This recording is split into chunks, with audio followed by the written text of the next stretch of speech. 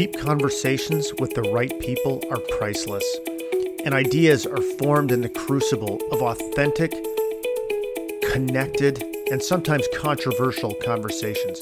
No ideas are off the table because why would they be? Join us on Inquisitive Souls as we lead with curiosity, empathy, and a massive heaping of juvenile humor. Join us on this learning journey.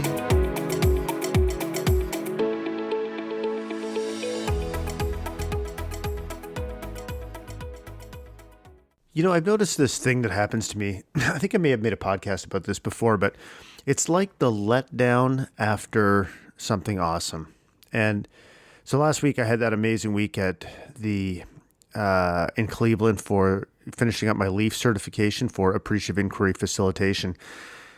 Incredible week, amazing people. And then I come home, and even though I have a wonderful weekend with my family, like I went for a beautiful walk in the woods yesterday with my parents and the kids, and you know, all that kind of stuff, I feel like there's some kind of, I don't know if letdown is the right word, and this is what I'm trying to figure out, because I don't think, actually, now that I'm saying it out loud, I don't think letdown is the right word. I think it's more of a feeling of expectation, or the weight of expectation, in the sense that I've got all this knowledge, I've made all these connections, and like, what am I going to fucking do about it? Like, how am I going to be fundamentally different after having had this experience? And, you know, it's funny, I went to see this movie yesterday called First Man. It's with Ryan Gosling, and it's about Neil Armstrong and going to the moon. It's actually a really, really good story. And it kind of pulls the curtain back, behind that whole thing. And it's a very personal story, with the loss of his daughter. And anyways, I really enjoyed it. I went by myself. I like to do that every once in a blue moon. It was like on a Saturday or Sunday afternoon, just take a daddy day to the movie.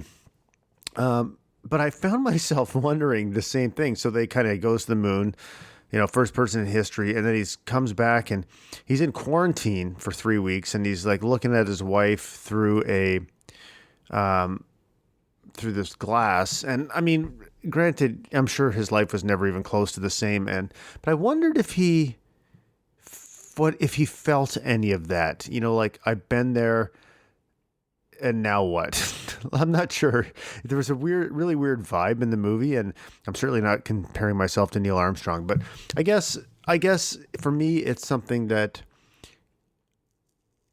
is just a part of how I am right now. And what I have been doing is I've really been, and I'm not trying to say that this is a good or bad thing. It just is, right? Like, it's very important for me not to label it, and just to be able to sit with the emotions. And that's what I did yesterday, sit with the emotions and try to understand them. And from a dispassionate observational perspective. So I can learn what it's about, and what is it that I need to do, or what would feel right and light for me to do in order to react to these emotions. Like, they're telling me something. My mind and my heart is telling me something. And I think it's like, I think what it is that you need to live in alignment with the values that you witnessed and exhibited this week all the time to their fullest extent. So I think I live a very values-aligned life. I mean, I could always be better. I'm sure we all could.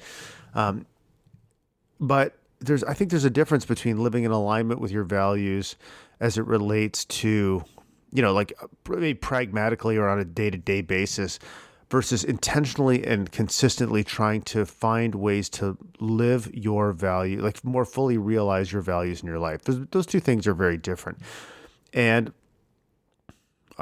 perhaps that's what it's about. Maybe it's that I've, opened like Pandora's box a little bit, or I've gotten a glimpse into like another level of what's possible for me, and that I need to, I recognize more fully that there's an opportunity for me to be even more connected, even more passionate, even more curious, even more motivated to live. This is the funny part. All of those things to live more fully in the present moment. That's actually what it is, because I really believe that the more I am able to fully live in the present moment and take in everything and surrender to what happens. I'm still working myself through this idea of surrender.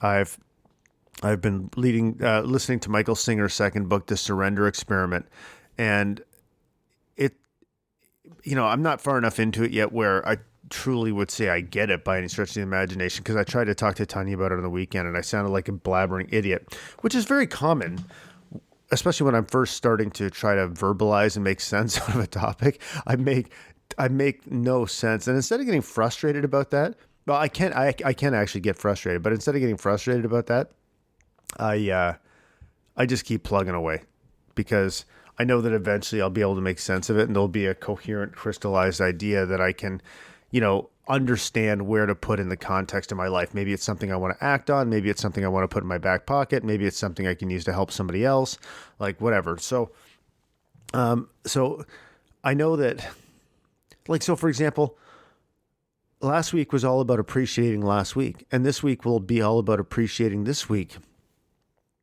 But yeah, I'm not sure really what I'm trying to say. I guess what I'm trying to say is that there's an opportunity. I realize there's an opportunity for me to really much more fully live my values from the, to the very core of my being on a day-to-day basis, and to gloriously express them and feel them. And that's part of the journey I'm on, because I know when I do that, like fundamentally, in order to do that, that means not living your values with something you're going to do this afternoon. It means living your values with every single thing you're doing right here in this moment. And I'm committed to learning how to do that even more. And sometimes I feel like a very, very junior rookie at that. So, man, I had this idea of what I was going to talk about, which is going to be like post quote success letdown. But I don't think that's really what I'm talking about anymore. So maybe this is just a therapeutic kind of expressive writing thing for me. But regardless, I'm going to change the world. I already have. We all already have.